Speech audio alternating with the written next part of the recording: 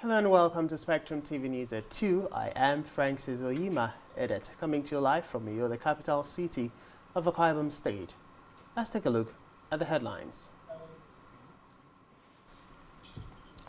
President Bola Tinubu urges Nigerians abroad to return home. Abba Yusuf to appeal judgment sacking him as Kano State Governor. Plus, India suspend visas for Canadians as row escalates. We will bring you details of these stories and more in a moment.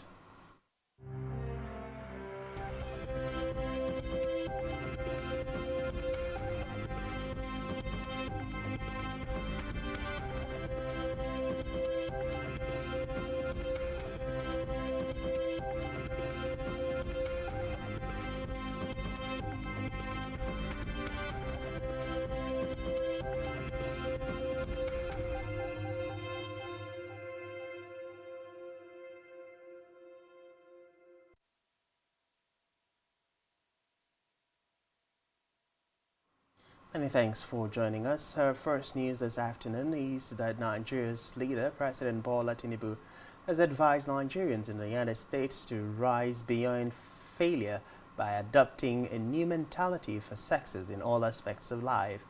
Tinubu made the remarks during a presidential town hall meeting with Nigerians in the diaspora in New York. He also expressed satisfaction with the behavior of Nigerians who have continued to flourish in their chosen sectors in their host nation. A president who raised and praised the efforts to educate out-of-school children, the healthcare program, and the need to reduce poverty stated that Nigeria is a blessed nation and urged Nigerians to embrace one another, emphasizing that there should be no sentiment and discrimination among them.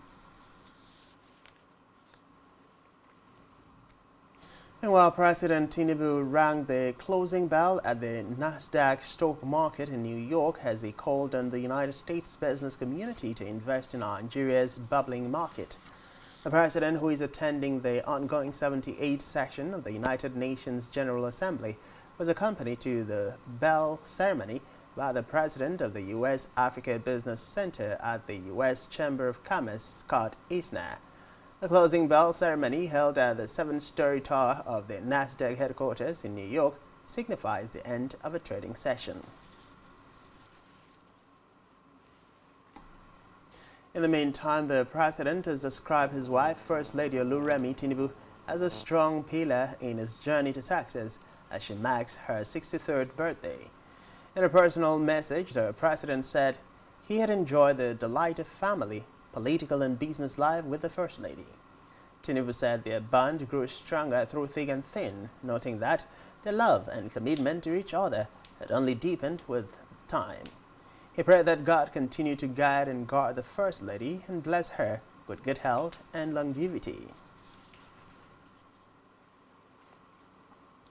Away from that, the presidency says the Chinese construction company China Civil Engineering Construction Corporation Limited, CCECC, has committed to the completion of the Abuja Light Rail project in 8 months. This is according to a statement by the Senior Special Assistant to the President and Media and Communications Office of the Vice President, Stanley Mocha. The statement noted that the promise was in line with the determination of President Bola Tinubu's administration to enhance infrastructure development across the country. In a separate development, the federal government has said that this year's Independence Day celebration on October 1st will be low-profiled and will not feature the usual ceremony at the Eagle Square, Abuja. The Secretary to the Government of the Federation, George Akuma, said this year's Independence Day would be a time for reflections, to think deeply as a people and the journey forward. Akuma revealed this to newsmen after he emerged from closed-door talks with Vice President Kashim Shettima at the Surrock Villa, Abuja. The former Minister of Special Duties, who was allegedly reluctant to reveal the full details of issues discussed, said it bordered on plans for the Independence Day. In the meantime, 16 Nigerian teachers will be departing on Friday for Liberia under the Technical Aid Corps and at the request of the Liberian government. The Director General of the Directorate of Technical Aid Corps, Yusuf Yakub, said this at the pre-departure program for the volunteers. Yakub, while stating that the volunteer teachers were picked after a rigorous and painstaking process, congratulated the successful candidates and charged them to be good Nigerian ambassadors in Liberia. The Director General also hinted that another batch of volunteers would be deployed in the next 2 weeks. According to him, there were lots of requests on the table from African, Caribbean, and Pacific countries asking for volunteers from Nigeria.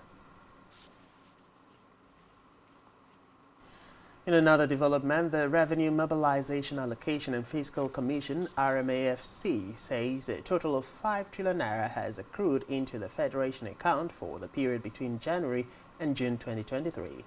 According to reports, the figure was captured in a monthly report to the Federation Account Allocation Committee (FAAC) by the Central Bank of Nigeria (CBN) under the caption CBN Federation Account Component Statement. The RMAFC chairman, Mohammed Shehu, in a statement said out of the total gross revenue inflows into the Federation account, the sum of 627.3 billion naira was NNPCL JV Petroleum Profit Tax PPT due, captured and recorded by the FIRS, but utilized by the NNPCL for other federal government obligations.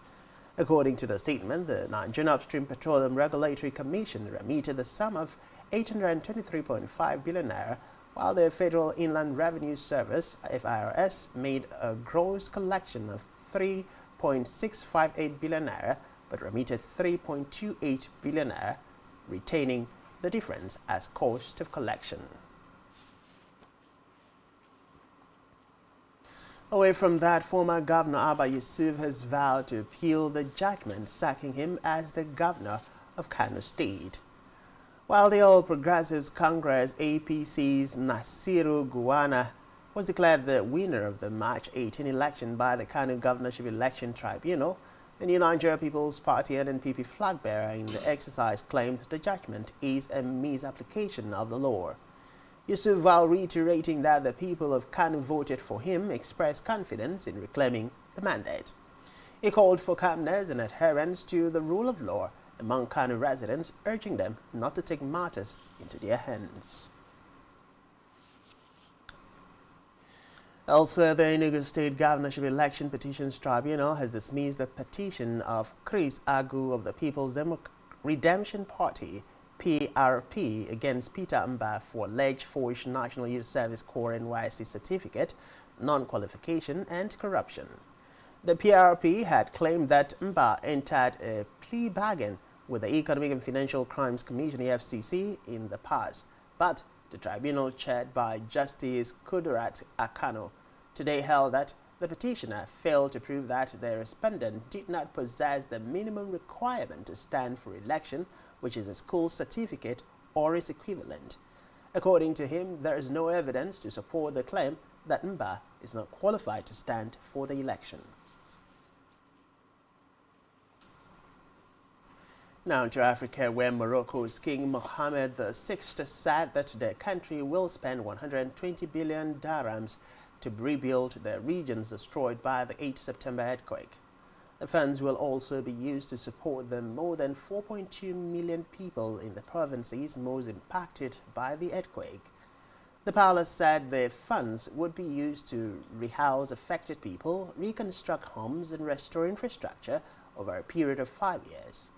Reports say Morocco so far has received $700 million in donations to help with its earthquake recovery plan. Recall that the 6.8 magnitude earthquake, the strongest to hit Morocco in more than 60 years, reportedly killed more than 2,900 people and injured more than 5,000 others. It also destroyed infrastructure and more than 50,000 homes in the high Atlas Mountains.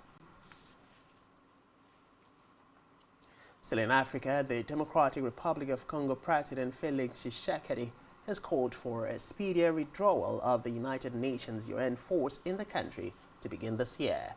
Tshisekedi told the UN General Assembly that he had instructed his government to begin talks with the United Nations to bring forward the start of the progressive withdrawal from December 2024 to December 2023.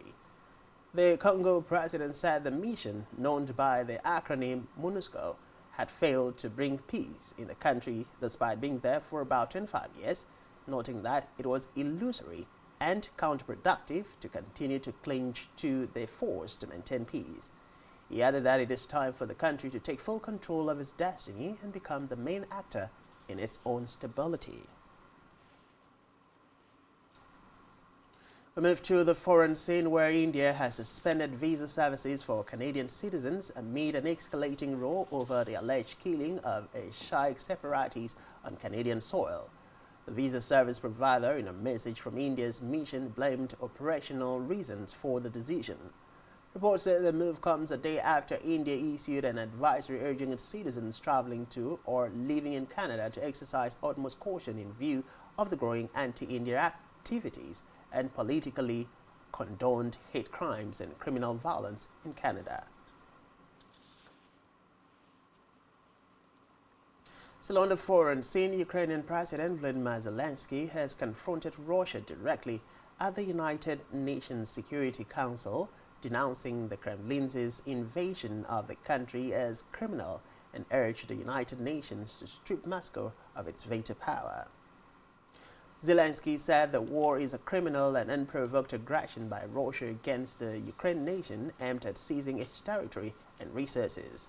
The Ukrainian leader called on the United Nations to vote to end Russia's veto power on the Security Council, where Moscow joins only Britain, China, France, and the United States in being able to block any resolution. He said the move could be among wide-ranging reforms at the Security Council that would include giving permanent representation to nations in the developing world where support for Ukraine's cause has been lukewarm.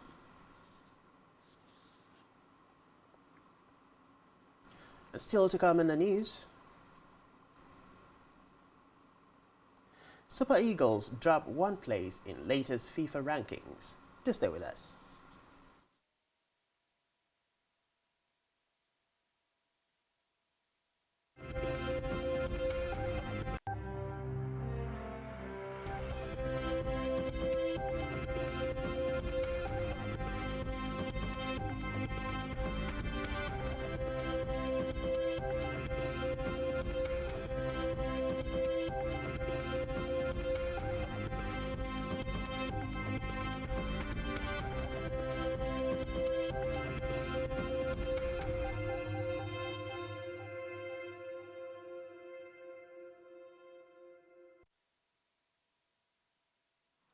Many thanks for staying with us, and now to the rest of our news stories. On a business news, the Minister for Budget and Economic Planning, Abubakar Bagudu, has said that Nigeria loses $1.5 billion of its gross domestic product (GDP) every year due to macronutrient deficiencies. To combat malnutrition, the minister called for coordinated efforts to ensure swift response with expected positive outcomes. The minister made this disclosure while speaking at the 53rd Annual General Meeting and Scientific Conference of the Nutrition Society of Nigeria in Abuja. Bagudu noted that the government was determined to tackle malnutrition through the inclusion of nutrition in the National Development Plan as well as the Nigeria Agenda 2050. The minister urged experts in nutrition in the country to research and develop innovations that will boost nutrition and reduce government expenditure.